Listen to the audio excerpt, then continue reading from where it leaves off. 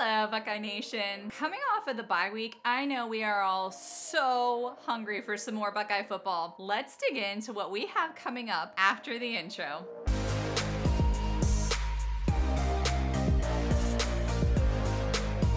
Welcome to Buckeye Football Fangirl. If this is your first time here, my name is Lisa and I'm the gal behind this channel. I love the Ohio State Buckeyes and I get so stoked about their games each week. If you're watching this, I'm gonna assume that you love the Buckeyes just as much as I do.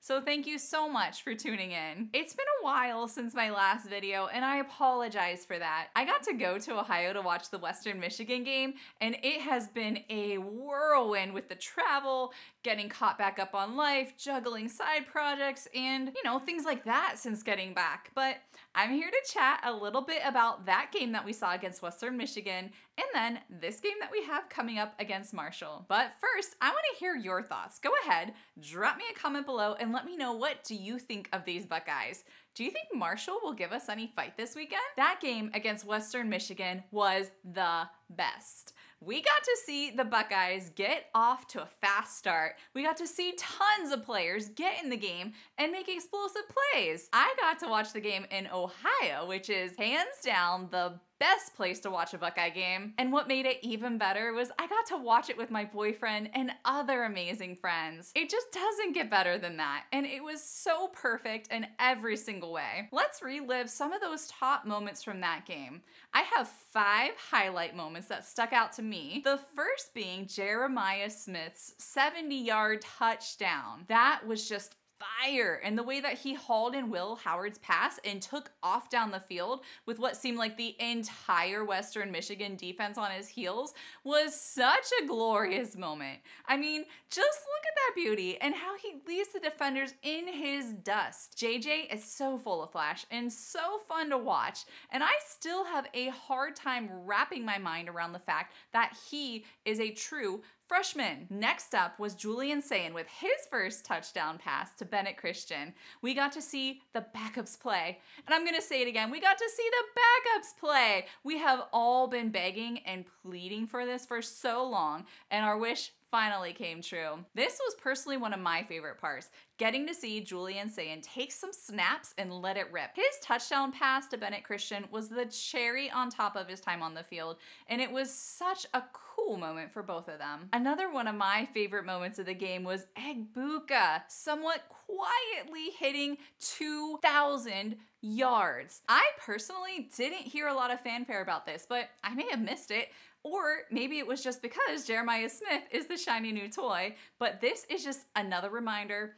Don't sleep on Mech. He's averaged 75 yards per game so far this season, and if he keeps that average going, he will have surpassed the wide receiver with the most career yards at Ohio State by the end of the regular season. The regular season, guys! That receiver is Michael Jenkins, by the way, with Chris Olave at a close second and 40 yards behind him. Not to mention, any postseason games give him the wiggle room to still surpass that record if there's a game that he doesn't hit that average for. Emeka is quietly getting it done, and I am so ecstatic to see him do it. Quinshawn Judkins flashed again this past game. The real magic is the 1-2 punch that we have in him and Trey, but Quinshawn scoring 2 touchdowns with one initially getting called back after he hauled it 80 yards down the field was nothing short of spectacular. I firmly believe he makes Trey better and Trey makes him better. And him toting the rock is one of the coolest things to watch on the field. We also got to see Will Howard ball out as he is quickly becoming a Buckeye treasure. He has stepped into the quarterback and leadership role at the team so smoothly, and his energizing presence on the field makes me so excited for the rest of the season that we have ahead of us. He continues to make smart decisions as he dissected Western Michigan, and his grasp of Chip Kelly's offense has been so cool to see. He's everything that I think the team needs this year. He's calm, he's confident, and he gets it done on the field. As an added bonus, I wanted to give a shout out to Quinn Ewers, who showed us that he forever has Buckeye blood pumping in his veins. From his calling them that team up north before their game, to getting it done on the field and making them look like the horrible awful team that they are, I am still reveling in their takedown 2 weekends ago.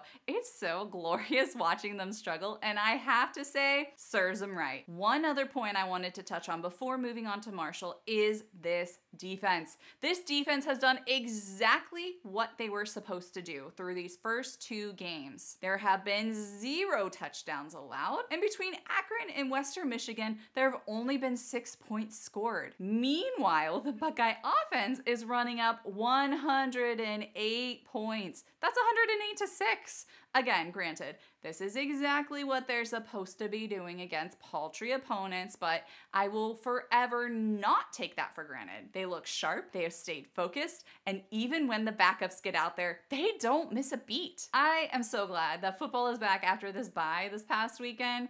Thank you all who responded to my tweet with what you were going to do to pass the time since we had no Buckeye football. Those were really fun to go through and to decipher what the emoji descriptions were. And if you have no idea what I'm talking about, go ahead, check out my bye week post on Twitter for some laughs and give me a follow on Twitter while you're on there. All right, let's transition to talk about Marshall. Marshall is 1-1 for this season, having won their first game against Stony Brook and lost their second game against Virginia Tech, and they had a bye week last weekend just like the Buckeyes did. Head coach Charles Huff has spent time coaching at Tennessee State, Maryland, Penn State, Michigan State, and Alabama, as well as a few other schools. As a former fullback and running backs coach, he was the one at the helm when the Thundering Herd took down the Fighting Irish back in 2022. Transfer quarterback Stone Earle is a dual threat quarterback who has been leading the Herd through the past 2 games. The Herd has almost equal passing and rushing yards, in part thanks to Earl scrambling on his feet for over 80 yards already. Running back AJ Turner has been seeing the majority of the action on the ground, and wide receiver Christian Fitzpatrick has been busy leading the team in receptions. On defense, Landon Watson leads the team in tackles, while defensive lineman Mike Green has already logged 3.5 sacks. While their defense held solid against Stony Brook,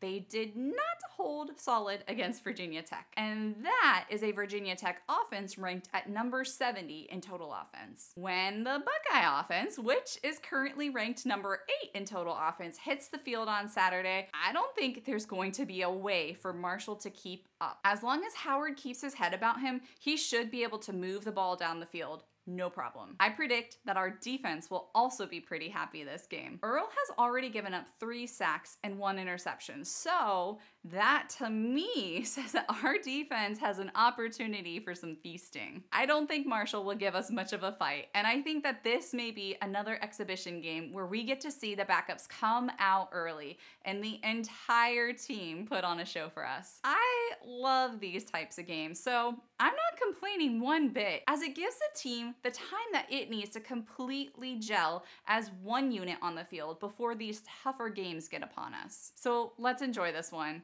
Go ahead, drop me a note below with your thoughts. What are you looking forward to seeing on the field this Saturday? What game do you think will give the Buckeyes their first real fight? I want to hear from you, and I genuinely love reading and responding back to your comments each week. Thank you all so much again for tuning in. That is all that I have today. So with that, I'll see you on the other side of the game. OH.